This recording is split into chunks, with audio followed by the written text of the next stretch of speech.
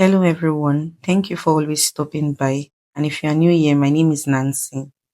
In my previous tutorial, I showed you how to draft a basic pencil skirt block. In this tutorial, I'll show you how to sew that same skirt step by step for a clean and professional fit. If you haven't watched the drafting tutorial yet, I would link it in the description box so you can follow along properly. So this is the 100% African print fabric and I made use of 1.5 yards. So this is the front pattern of the skirt and I folded the fabric into two because the front pattern would be cut on fold. I placed the pattern paper on the folded fabric, leaving some spaces for allowances. And during the drafting process, I already labeled the allowances that would be marked for all the edges.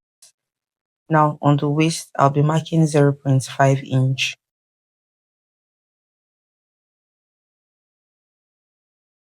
And the allowance for the side is 1.5 inches.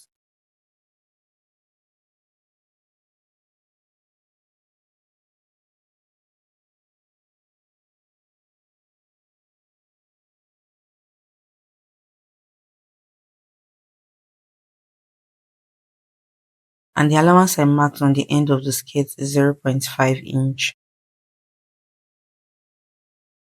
After marking all the allowances, the next step is to cut out the fabric.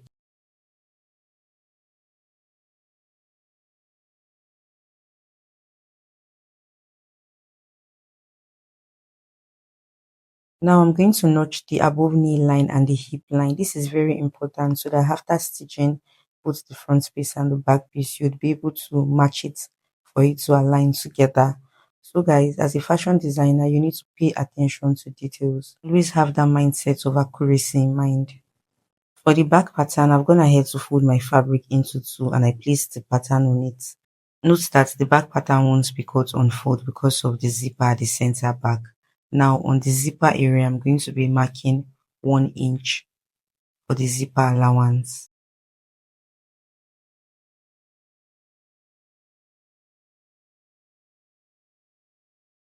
And the allowance for the side is 1.5 inch.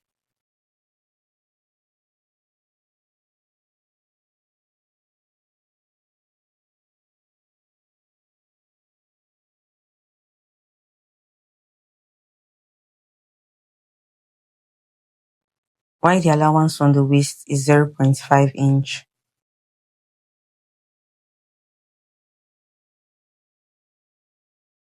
The allowance on the end of the skirt is also 0.5 inch.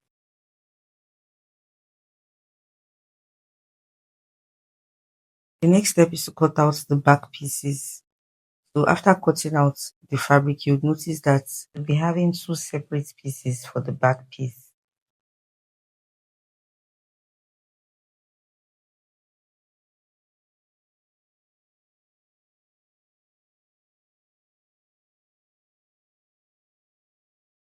After cutting out the back piece, go ahead to notch the hip line and the above knee line. So there's no need to notch the center back since it's for the zipper. So let's go into the sewing tutorial. I've gone ahead to cut the lining, but before cutting the lining, I placed an stay on the lining and make sure that the lining is also cut on fold and with the same exact measurements with the fashion fabric. I'll take out the pattern paper, then place the right side of the lining on the right side of the fashion fabric. You would also notice that the hem of both the lining and fashion fabric is equal. So this is basically how it should be done. Now I'll head over to the sewing machine to stitch the hem of both the lining and the fashion fabric together by 1/2 inch. So for the back, I've gone ahead to stay the lining for the back pieces and I placed my fashion fabric directly on it to cut out exactly the same shape and size. Please do not forget to notch the hip line and above knee line on the lining as well. Like I said earlier, the back piece is going to be in two places. Now I'm going to place the right side of the lining directly on the right side of the fashion fabric. And then I'll head over to the sewing machine to stitch the hem together by 0.5 inch.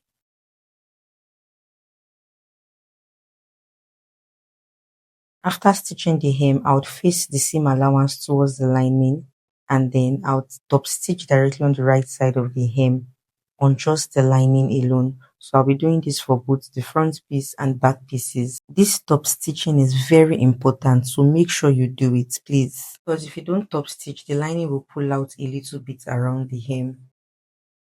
Just make sure you're placing the right side of the fabric on the right side of the lining and it's equal.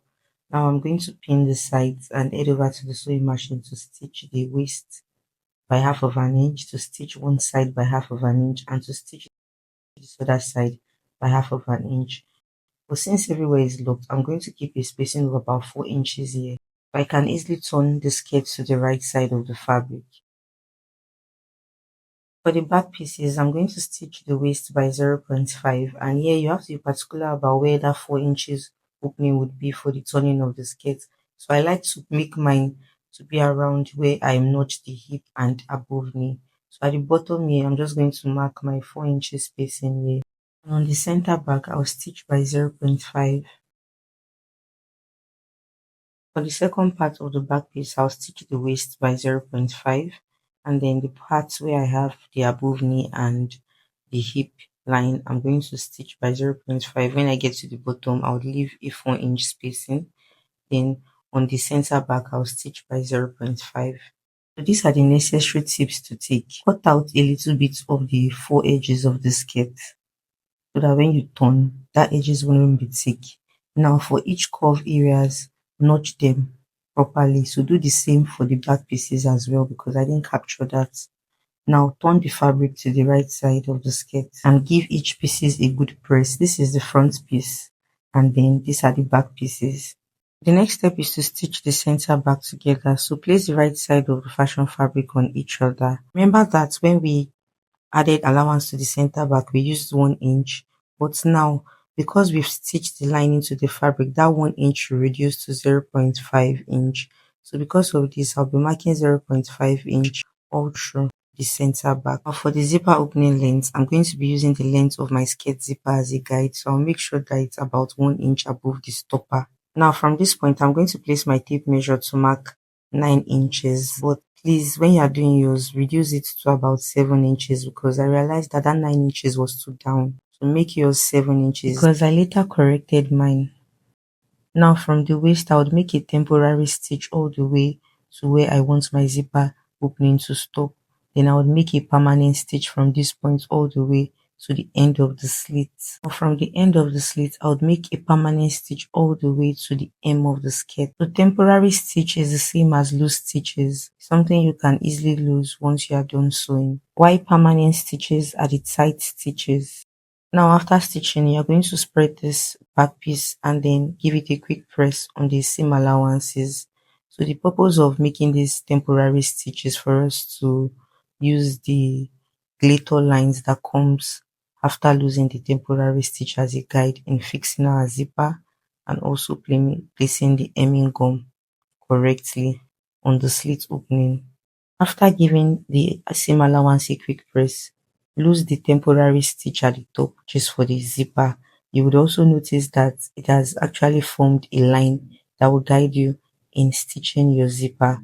Now I'll head over to the sewing machine to attach the zipper. So remember that when we drafted these kits, I told you that the front piece would be wider than the back piece, and I said that it's absolutely normal. And this is actually the best way to sew a pencil skirt because so if you're interested in upgrading your fashion business or going for an upgrade class, this method is actually what they do there. Like it's actually the best method, especially if you are particular about your back piece not moving towards the front, especially for clients that has fupa.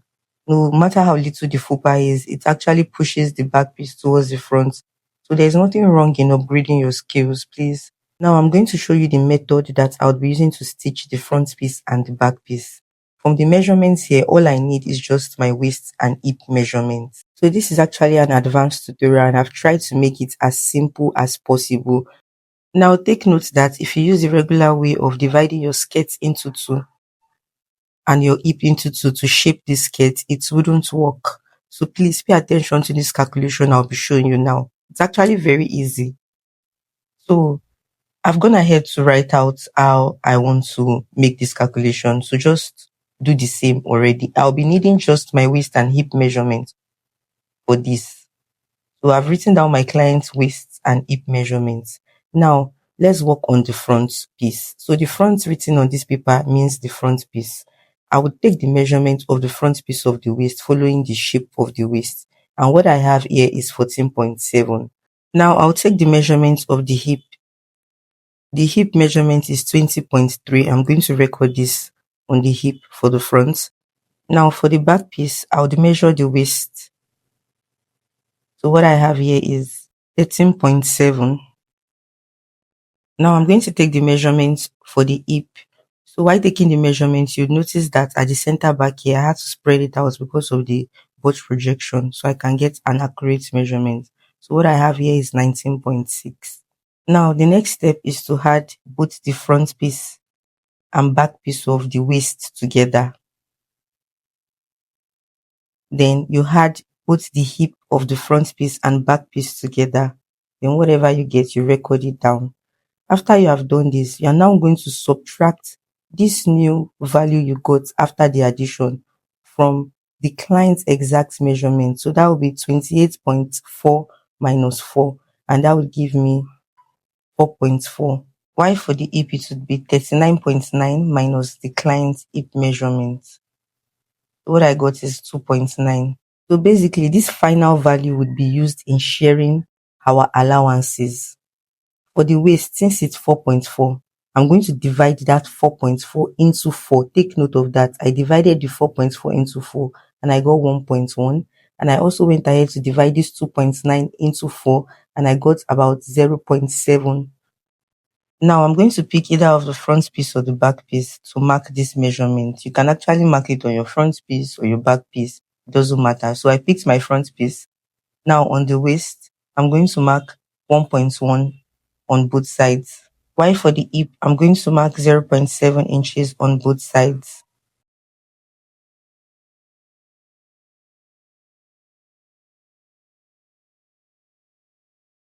So whatever allowance you marked on the hip is what would be placed on the hem. So that's the same measurement you will place on the hem, which is 0.7 on both sides.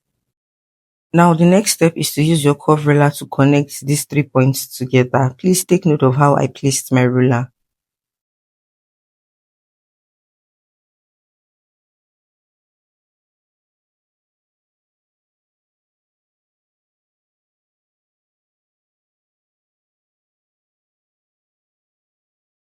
So it's time to join both the front piece and the back piece together.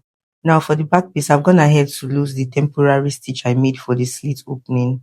So the next thing I'm going to do is to place the right side of the back piece on the right side of the front piece. Now I'm going to make sure that the sides are equal. So I'm going to place the right side to make sure that it's equal.